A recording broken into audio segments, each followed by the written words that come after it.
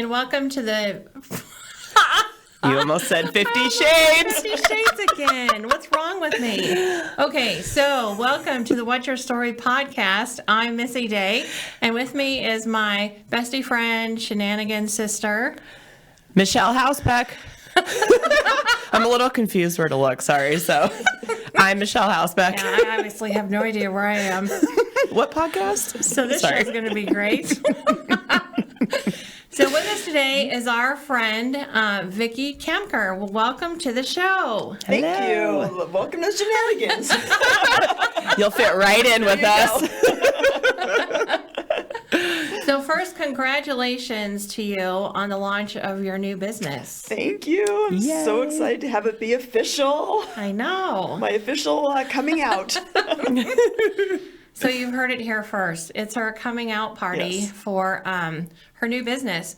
So why don't we just get to it and tell us about your new business? So my business is Your Best Awaits, and it combines a combination of coaching and energy healing so that when somebody is taking a step forward in what their goals are, their best awaits. So whether they are taking a health goal, whether they've got a fitness goal, a career goal, if they've got emotional blocks or negative beliefs, that's where the energy healing comes into it. So I pair the two of them together so that somebody who takes their best and wants their best ahead of them, by them taking action steps, their best awaits, and every time they take a positive step towards one of their goals, their best awaits them. So who would you say, well, first of all, why? Why did you decide just to launch this business? So I have been involved in energy healing for 15 plus years, and I love it. It's been amazing on things that it's done for me. I've had amazing people who've done energy work on me and had some amazing shifts in my life. And I took some courses and got a little bit of certification. And then I got busy with life, raising kids. How do I start my own business? But it was interesting because at the time I had so many things that I had created that I kind of put on the back burner. And now as I'm looking at them going, wow, that was really good back then. But really what triggered me to have it be now is that I was introduced through the emotion code and body code and belief code through Dr. Bradley Nelson. And the way that he explained it, and prior, I had a hard time explaining what energy work was. So that really kind of stopped me and had me stuck. But when I heard his analogy of life happens to us all, whether it be in childhood, we have issues, if we're going through a marriage, a divorce, grief, life happens to us, and that energy gets stuck in our body. And through energetic healing, you can release that tie to that event, and it clears everything from your current time all the way back to that event so that somebody can feel a sense of relief to go, wow, my energy shifted, I feel different. And for most people, the first time, it shifts something where if they were stuck, it's all of a sudden like, wow, I feel motivated to do something. So I'm pairing that with the coaching, because if I'm working with somebody on a one-on-one to have them have their goals, set their goals and have them met, if they run against obstacles, we can do energy healing right away. So if they're stuck saying, I want that candy bar so bad, we can work on that right away so that energy can shift, and then they can start making new habits towards whatever their goal is. So I did some sessions with you. And so before, my thought process was, oh, that's a bunch of horse poop. And so I was just like, sure, I want to see what it's like. So I'm just going to, have a session with you. And then so the thing that was like surprising me the most that I thought was so odd and weird was the fact when we were talking and then you were giving me numbers, right, of what happened at certain ages. Mm-hmm. And we had never talked about my life in a personal way, like ever. And so then it was like, how do you know that? And the easy answer is our subconscious is like a Rolodex of every single life event we had, every birthday we had, every outfit we wore. That's in our subconscious. So it also remembers the time that you were bullied, the time you felt abandoned because maybe a parent had left you. If you were teased in school because you had wacky hair and that was all you could do, that is an energetic imprint in your body. And then what happens is as you're going through life, that starts to manifest it. So it can manifest in somebody if they were abandoned, they could become a people pleaser because they're afraid somebody's going to abandon them. And then they're at work and all of a sudden they're left on a project and having to fend for themselves. Well, that's triggering abandonment issues back to a specific age where the very first time they felt abandoned. It's almost like you've got a little, a magnet, a tiny little magnet ball. For the first time you get a imprint of what had happened. And every time something happens and that triggers that, it validates it, and it just take another marble, take another golf ball to it. And that just becomes an energetic block. So you feel stuck, or you're triggered. Like, why am I always attracting these people? Well, that's all you know. And if you can break that energetic tie, which you can through energy work, you can break it and have a shift. And then depending on if you're a people pleaser, you may need to then go, okay, now I need to practice habits. I need a new habit to start so that I'm not, how do you work to break that being a people pleaser, putting in boundaries, whatever that could be for that person. So it is amazing because the subconscious knows it all. And it's just a matter of you being triggered in a way that's going to say, I need support, have energy work done, and it can go back. And then again, you can release that tie. And sometimes just being aware, going, oh my, I didn't realize that, can start to make a shift in people. So it's really cool when you start seeing going, again, I have no idea, most people, and when it comes up at a certain age, 90% of the time they can realize what it was. That's when the parent left. That's when my father died, whatever that is. They can put that 2 and 2 together, so it gives them some relief and answers of, why am I manifesting? Why am I attracted to this? Why am I triggered? All of that has to do with energy. So one fascinating part of this, when we first started talking months ago, I was curious on how do you do this? It's creator. So source, creator, God. I connect up to God, and I've got different tools. So through the years, I've done different courses. I've collected different materials, and I muscle test. So we all can muscle test, but I muscle test with my hands. So I can go, show me yes, show me no. And then I can talk to the subconscious and go, I'm not going to say direct, but, Sally, is, what's going on? Is this from this? What age was it? So is it 0 to 10, 10 to 20, 20 to 30, 20, 21, 22? That's where I get the age 22. Because I'm talking to the subconscious who's going through the Rolodex going, yep, I was triggered by this. And talking through the subconscious and muscle testing, that's where the answers come. Wow. Yeah, it's super cool. And that's fascinating. yeah, and it's one of those My mouth is like open right now. And I think wow. the challenge is you can't explain it. Right. And that's the hard part about it. So if somebody who's like, prove this works, yeah, you can't. You have to just go, I've been through therapy for 20 years, and why am I still triggered? Well, you've done all the talk therapy, but sometimes you need that energetic break of that event that can truly separate it and then have a different level of freedom when it comes to being able to talk about something or share something or even move past that in ways that they've never been able to because they've still had an energetic tie to that event. Yeah, because I did a session with you and I felt a shift, the shift, and it's hard to explain. Yeah. It's fascinating. Yeah, and I felt lighter. That's what I felt after our first one. I felt lighter. And then, is there like a correct term for the thing that you had me do? You had me go downstairs and get a thing of ice cream. Oh, yeah. So that's muscle testing. So you can muscle test yourself. So you can stand with like 2 feet apart, just stay on ground, take a couple deep breaths, and you can just say, and it's called the sway test. So you can stand there and you can just say, show me yes. And 95% of the time you're going to pull forward because it's almost like you're gravitating towards that, or you're going to pull backwards and that's no. And you can ask yourself, is this ice cream to my highest and best to consume? Can I digest this ice cream? Does my body want this ice cream? Now you can say your mind wants it, but you may say, can I process this? Is this in my highest and best? You can do it with the banana. You can do it with water. You can do it with alcohol. You can do it with supplements and just say, show me this. Now, if you don't go forward, sometimes you can just tap on your chest because maybe you're all over the place. You're not grounded. You've got your mind somewhere else. And then sometimes it's just you need some energy work to align that. But if your yes is backwards, trust it and just go, okay, then that means right now at this moment my yes is backwards. But as you get more and more attuned to doing this on yourself, it'll be more consistent so that you can just say, show me yes, pulling forward, cool. So, is this supplement something I should take that my body can process? Because you can say, is it to my highest and best, but maybe your body can't process it. Maybe it's not going to digest. Maybe you need 2 capsules. Maybe you need 1. So that, and again, you're talking to your subconscious, like your body, your higher self, to say, what's going on? What am I not aware of?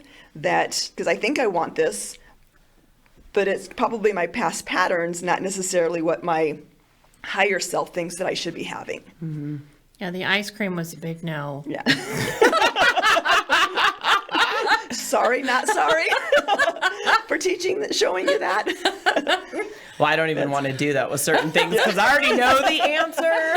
And again, and that's where when we know the answer, I stopped drinking alcohol 2 years ago, and I kept using the excuse of, I do it for entertaining. I have to do it for business. I have to do this. And I finally got to the point going, Vikki, these people aren't coming home with me and watching me binge eat and sleep like crap because I've had alcohol. Like, why am I letting a business event distract me? Just have club soda. Nobody cares. Right. And it wasn't until I added the energy work to the mind shift to say, nope, I'm just going to have a club soda. And you keep doing that time after time. And that's when the habits start to become real, and if you notice a difference, you'll make shifts. I've done that with coffee, and I've gone off of it for 6 months, and then I'm like, you know what, it really doesn't impact me, and I went back to drinking it, but that becomes more of a choice.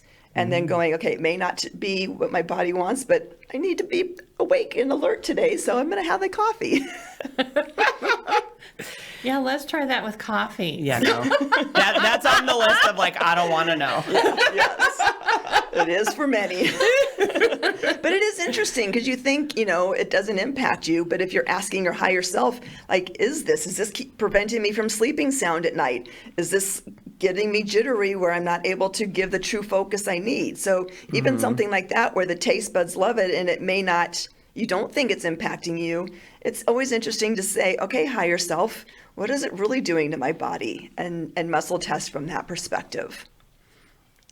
Or not. Yeah. Or not. Michelle's like, I have a list running through my head.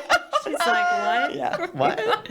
Well, and the interesting is I'm doing this whole thing of going into my own business, the financial, the money beliefs are coming up. Mm-hmm. So I'll do something where I say, okay, what's, the most recent one was, money slips through my fingers because as soon as I get it, it's gone. So I did some energy work on that, and it's fascinating because there's things that come up that it's, their beliefs from my mom, my dad. You always have to work. You need that security of a paycheck. You've got, people saying, do you really want to go out on your own? Aren't you afraid? And you start to go, oh, maybe I am. But then when I go in and do energy work on that, you start seeing things of how long that's been ingrained in myself. And I look at my patterns and I'm like, that makes so much sense. So yeah. I can clear that. Now it's not all of a sudden going to go, okay, money's going to be a magnet to me, but I can download that and say, let money be a magnet to my highest and best and watch the shift happen. That's amazing. So if somebody comes to you and let's say they I'll just use myself for example. So food is like a self-soothing mechanism, right? So when you identify those things and the patterns and when it started and all that, and then what is your directive then? Where do you go from there once that's been identified? Do you give that person other suggestions, ideas of what to do? So you can, for me personally, my crutch was Reese's peanut butter cups. I was addicted to them. And when I realized that I was addicted to them because it replaced love, Reese's became love for me. Mm-hmm. So when I realized that and realized that my dad had given me flowers and a red rose, a card, and my sister, my mom, and myself, our favorite candy bar, that was, I cherished that time. But as I got older, those Reese's became, I didn't have love in my life. I wasn't loving myself. So Reese's became love. So when I was able to understand what that tie was, I was able to then go, okay, this is just a Reese's. Well, the problem is I got that addictiveness in my head and my brain and my taste buds that it took a long time for it to finally kick it. But you really have to also want to kick the habit, because you can disassociate and energetically release that connection. But if you really have no intentions of changing or making a change, it's great to understand it, so that when you do reach for something, whatever that happens to be for you, whether it would be ice cream, for me, Reese's, it can be, nope, you know what, I really don't want this. I want self-love. But if someone's willing to say, I'm sick and tired of feeling like garbage, I want to make a change, that's when we can start putting in the coaching, or even, start different habits. I started keto, and then I primarily am all meat-based. So for me, the meat-based allows that dialogue in my head. I look at it as it's a dial, 0 to 10. When I do meat-based, the dialogue in my head is maybe a 1 or 2. Like, ooh, what else do I want? I want something else. But as soon as I start adding sweeteners or other foods to it, even stevia, that dialogue goes up. So maybe it's a 3 or a 4 where it's like, oh, you can have that. Why don't you have something else that's got stevia in it? So for me, I've realized that me going primarily meat-based keeps that dialogue down. So it's wanting to really want to make a change. It's great to understand why you're reaching for something. But that's when the coaching can come in amazing to say, yep, I'm ready to make a shift. This is what we want to do. I want to look at doing X, Y, or Z, meal plan, exercising. And that's where we can go, okay, you know what? We meet and you're like, I really wanted that Reese's, twice this week. And it's just been total resistance. We can do energy work on that. How do we make that easier for yourself and the subconscious to make that become a reality? So tell everybody about the meat thing that you told me about. The meat at Costco, the thinly sliced meat, you need to dehydrate it. Yes. So. Oh no. Yeah, it's and it's so I've got an addictive behavior to food, to sweets.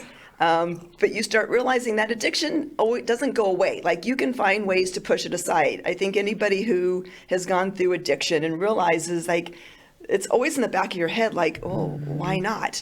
But this Costco's got this meat where it's thinly shaved, and I put it on the dehydrator and let it sit for 16 hours. I put a little bit of spices on it, garlic, salt, and black pepper, and let it go for 16 hours. And that's my treat, or that becomes my meal. So if I travel, I make a big batch of it, take a full gallon-sized baggie. So when I'm somewhere and I don't have any meat to eat, and all they have is sandwiches and pastries and all the things that I know is going to make me feel like garbage, I just pull out my beef jerky, and that becomes my meal or my snack. That sounds really good. It is. It's very good. I need to try some of that. Yeah, I put it in like at 4:00 at night. At 7 in the morning, I unplug it, put my bag in the refrigerator, and sometimes it lasts a couple days. Sometimes I like to say it becomes my meal. That becomes my meal for the day. It's a nice source of protein. Yeah, and it's, like I said, it is great. But and you think of it, it becomes very, very thin. So it's easy to eat a lot. But if you think, you're pretty much probably getting 3 steaks in that whole package. So, if you're eating it, you're half of it or a quarter of it, you're eating a steak, which is what I would normally eat in a meal. So it's kind of, but it goes really fast. Yeah. Because it's really good. It's very yummy. I need to try this. I will even make you some. Thank you. You had also mentioned too, I just remember this, and mainly because it's a cool marketing idea, about the angry liver, angry organs. Yes. And that has to do with energy, right? Yeah. That's stored typically negative, I'm going to say. Yeah. So, we experience all kinds of emotions, but it's usually the negative ones that stay ingrained in us, that we get triggered for. Like, we could get triggered for joy and happiness, but we usually don't start digging and get triggered in ways that are, negative to us. But then our organs can store, like our liver stores anger. So your liver's always inflamed and you're taking supplements and you're drinking alcohol and then you're also angry and bitter, that gets stored so you not only do you have the trying to process the food and the medications and everything else, you've also got anger put in there. The bladder, like sometimes the bladder will come off. The bladder's being pissed off. So if you're pissed off all the time and you've got bladder issues, that can be a huge component to what's going on. And you can help release the negative energy part that's in the organs. Yeah. Now, again, depending on how, a lot of times when we're angry, it's not just at one thing. So there's, just kind of like I said, with the magnet to one event, if there's a lot of things that have triggered you with anger, there can be a lot stored in there. But it definitely can make a shift and bring the awareness of, oh, you're angry, it's stored in there. Because there's a couple things that I use with muscle testing where if the liver comes up 2 or 3 times in that section, okay, let's do some energy healing on the liver and send it some love. And, what can you do to realize that when you get angry, it's going right to your liver? And, how do you deflect that to say, that's not what I want for myself? So sometimes it's even the fact of, like I said, for me, when, I think of I want Reese's or I want something, it's like, no, I really want love. What can I do? Maybe I need to turn off the social media.Maybe I need to go for a walk in nature. That's one of the things that really helps me get out of my way and just go, okay, I'm in nature, and what do I need to know?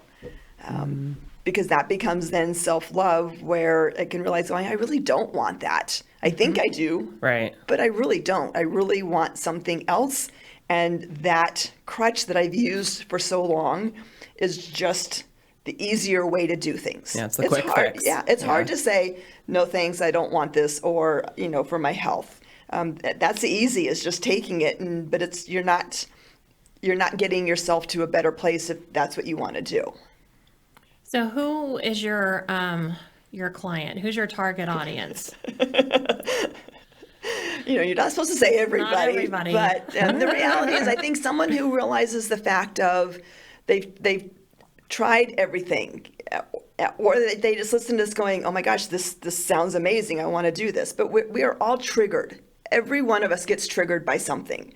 So when you're triggered, that's a great time to go, is this a time to say, I want to work with Vikki. I want to look at a different way of handling it. If you've gone through therapy, the talk therapy, and it's great, but there's still something that you just, like that knowing feeling of there's just something still there, that can be an excellent tool. So anybody who's looking to improve their life, to say, I'm sick and tired of feeling like garbage, and my mind, the chatter in my head is just nonstop, and I just can't stop from doing this. That's a great time to go, there is a different way. And if you're open to saying something unconventional to most of this population, to see how it can impact you, that's a great client. Somebody who says, yep, I'm sick and tired, and I'm curious, and I want to know. And somebody who's even curious. Yeah. Because we all get triggered. We all have things that have happened to us, but until you can kind of, like same thing you went into it, just going, okay, I'm going to humor you, Vikki. And then all of a sudden you're like, dang, that hit in a place I didn't even expect it to go. Yeah. That happens to probably 95% of the people that I work with. Like, how did you get that specific? I'm like, I didn't. Your subconscious is the one that's been screaming at you to release it. I mean, I remember I had somebody who was like sweeteners. I was addicted to sweeteners, and somebody came up to me and like, your subconscious, like, it is screaming at me to say, please stop taking this. Like, and that's what happens. It's like, you need somebody who's going to be able to pick up on that and go, there's another way, because our body is telling us every time we feel like garbage, we do this, we do that. It's basically saying, please stop. So maybe this is your sign to say, if you're hearing this, there's a different way, and maybe I can explore that to see if this will give you different answers than what you've gone through before, or the grin and bear it and hoping you're going to get through the next urge, or the trigger from work, from family, from food. We all get triggered from being on the road. So how can people get a hold of you? So my website, so it's yourbestawaits.net, and my email is Vikki@yourbestawaits.net. Wonderful. Well, thank you for being on our podcast. I'm Thank so you. excited for you. I know big things are coming. And stay tuned for our next podcast show.